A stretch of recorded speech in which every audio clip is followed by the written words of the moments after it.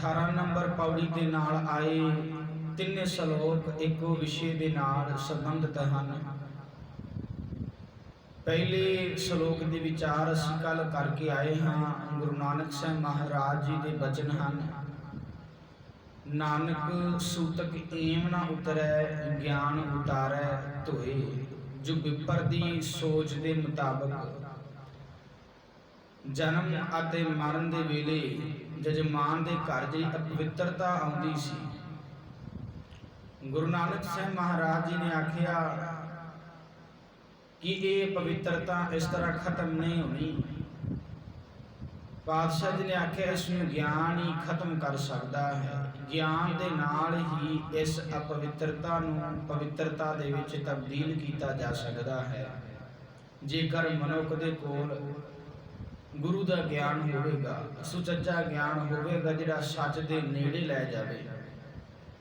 ਦੂਜੇ ਸ਼ਲੋਕ ਦੇ ਵਿੱਚ ਵੀ ਗੁਰੂ ਨਾਨਕ ਸਾਹਿਬ ਮਹਾਰਾਜ ਜੀ ਨੇ ਉਸੇ ਸੰਬੰਧ ਦੇ ਵਿੱਚ ਗੱਲ ਕੀਤੀ ਹੈ। ਹੁਣ ਗੁਰੂ ਨਾਨਕ ਸਾਹਿਬ ਮਹਾਰਾਜ ਜੀ ਇਹ ਸੂਤਕ ਪਾਤਕ ਦੇ ਭਰਮ ਨੂੰ ਮੰਨਦੇ ਨਹੀਂ।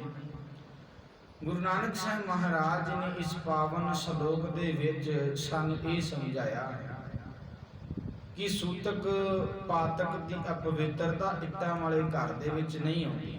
ਜੇਕਰ ਤੁਸੀਂ ਅਪਵਿੱਤਰਤਾ ਨੂੰ ਮੰਨਦੇ ਹੋ ਨਾ, ਤੇ ਇਹ ਪਵਿੱਤਰਤਾ ਬੰਦੇ ਦੇ ਸਰੀਰ ਦੇ ਵਿੱਚ ਹੁੰਦੀ ਹੈ।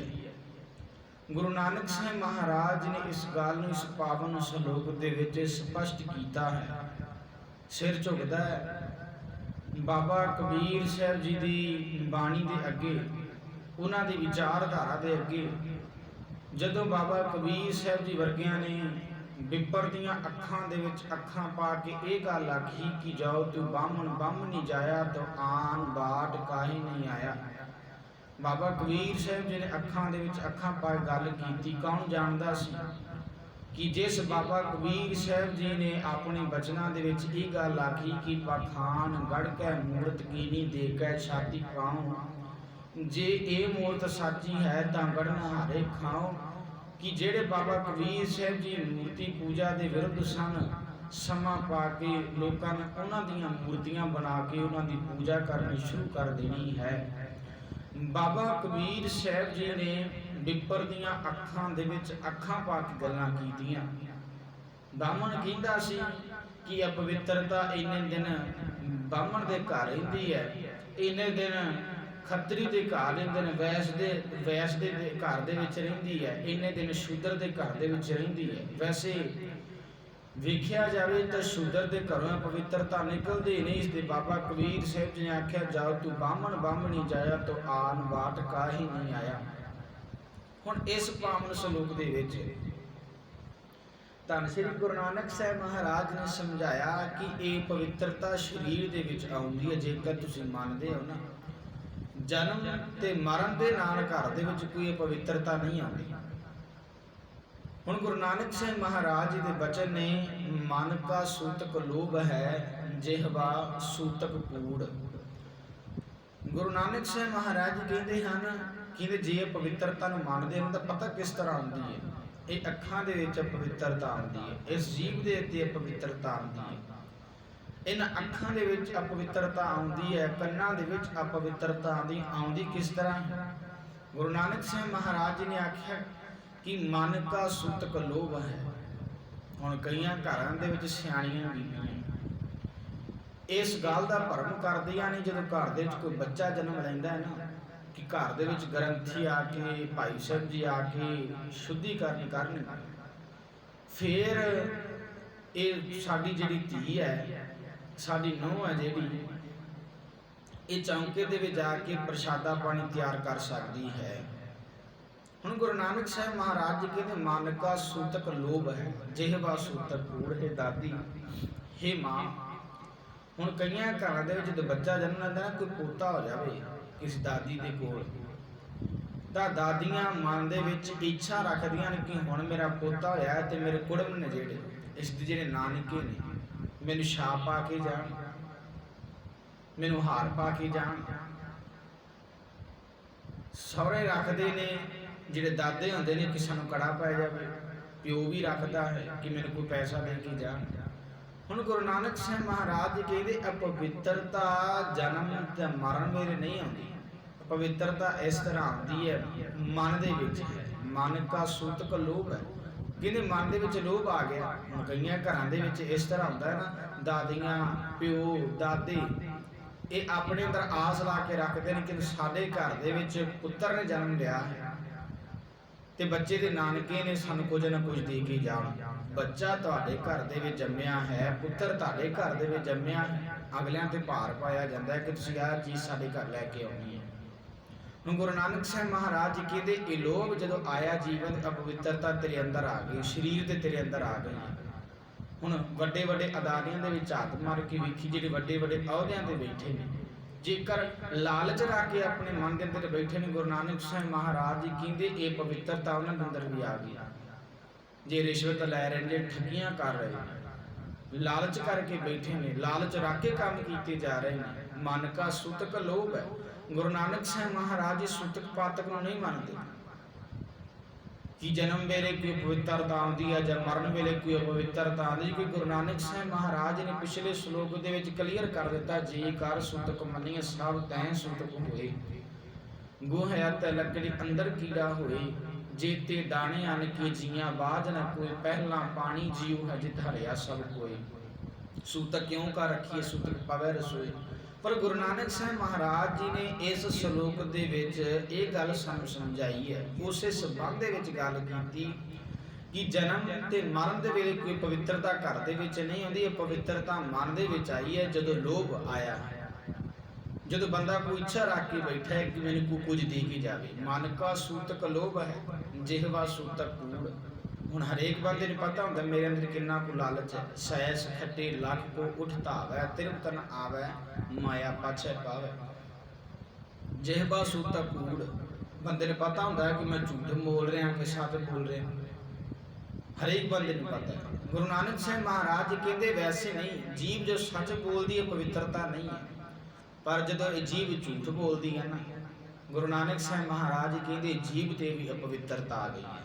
ਇਹ ਜੀਵ ਵੀ ਫਿਰ ਅਪਵਿੱਤਰ ਹੋ ਗਈ ਹੈ। ਵੈਸੇ ਕੋਈ ਅਪਵਿੱਤਰਤਾ ਨਹੀਂ ਜਨਮ ਜਾਂ ਮਰਨ ਵੇਲੇ, ਪਰ ਜਦੋਂ ਝੂਠ ਬੋਲ ਰਿਹਾ ਤੇਰੀ ਜੀਵ ਤੇ ਪਵਿੱਤਰਤਾ ਆ ਗਈ ਹੈ। ਜਦੋਂ ਲਾਲਚ ਆ ਰਿਹਾ ਤੇਰੇ ਮਨ ਤੇ ਅਪਵਿੱਤਰਤਾ ਆ ਗਈ ਹੈ।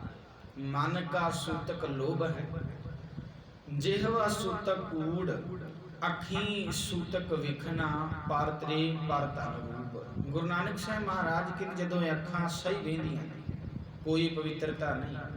ਜਦੋਂ ਇਹ ਅੱਖਾਂ ਭੈਣ ਨੂੰ ਭੈਣ ਦੀ ਨਿਗਾਹ ਦੇ ਨਾਲ, ਭੈਣ ਦੇ ਨਜ਼ਰੀਏ ਦੇ ਨਾਲ ਵੇਖਦੀਆਂ ਨੇ ਤਾਂ ਕੋਈ ਅਪਵਿੱਤਰਤਾ ਨਹੀਂ ਹੈ। ਪਰ ਜਦੋਂ ਇਹ ਅੱਖਾਂ ਭੈਣ ਦੀ ਉਮਰ ਦੇ ਕਿਸੇ ਦੂਸਰੀ ਲੜਕੀ ਨੂੰ ਗਲਤ ਨਜ਼ਰੀਏ ਦੇ ਨਾਲ ਵੇਖਦੀਆਂ ਨੇ ਨਾ, ਗੁਰੂ ਨਾਨਕ ਸਾਹਿਬ ਮਹਾਰਾਜ ਜੀ ਕਹਿੰਦੇ ਅੱਖਾਂ ਦੇ ਵਿੱਚ ਵੀ ਅਪਵਿੱਤਰਤਾ ਆ ਗਈ ਹੈ।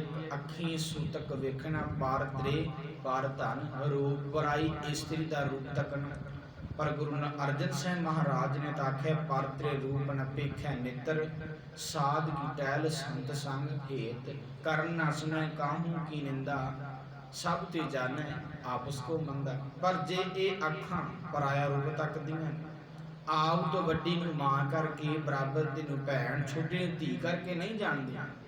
ਗੁਰੂ ਨਾਨਕ ਸਾਹਿਬ ਮਹਾਰਾਜ ਜੀ ਕਹਿੰਦੇ ਅੱਖਾਂ ਦੇ ਵਿੱਚ ਵੀ ਅਪਵਿੱਤਰਤਾ ਆ ਗਈ ਹੈ। ਵੈਸੇ ਕੋਈ ਪਵਿੱਤਰਤਾ ਨਹੀਂ, ਪਰ ਜਦੋਂ ਇਹ ਅੱਖਾਂ ਪਰਾਇਆ ਰੂਪ ਤੱਕਦੀਆਂ ਨੇ ਪਵਿੱਤਰਤਾ ਅੱਖਾਂ ਦੇ ਵਿੱਚ ਵੀ ਆ ਗਈ। ਅੱਖੀਂ ਸੂਤਕ ਵੇਖਣਾ, ਪਰ ਤਰੇ ਪਰ ਧਨ ਰੂਪ, ਕੰਨੀ ਸੂਤਕ ਕੰਨ ਪੈ ਲਾਇਤ ਬਾਰੀ, ਖਾਹੀ ਨਾਨਕ ਹੰਸਾ ਆਦਮੀ, ਬੱਧੇ ਜੰਪੁਰ ਜਾਹੀ, ਲਾਇਤ ਬਾਰੀ ਭਾਵ ਚੁਗਲੀ।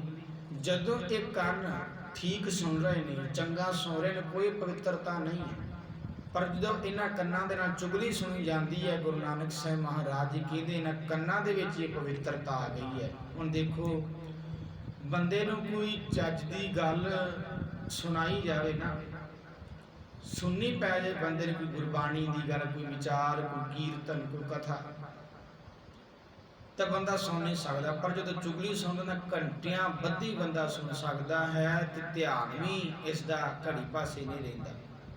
ਲੰਮਾ ਲੰਮਾ ਸਮਾਂ ਦੂਜੇ ਦੀ ਚੁਗਲੀ ਸੁਣ ਸਕਦਾ ਹੈ। ਪਰ ਜਦੋਂ ਕੋਈ ਗੁਰਮਤਿ ਦੀ, ਕੋਈ ਕਥਾ, ਕੋਈ ਕੀਰਤਨ ਦੀ ਗੱਲ ਆਉਂਦੀ ਹੈ ਤਾਂ ਬੰਦੇ ਦਾ ਧਿਆਨ ਘੜੀ ਪਾਸੇ ਹੁੰਦਾ ਹੈ ਕਿ ਕਦੋਂ ਸਮਾਪਤੀ ਹੋਵੇਗੀ।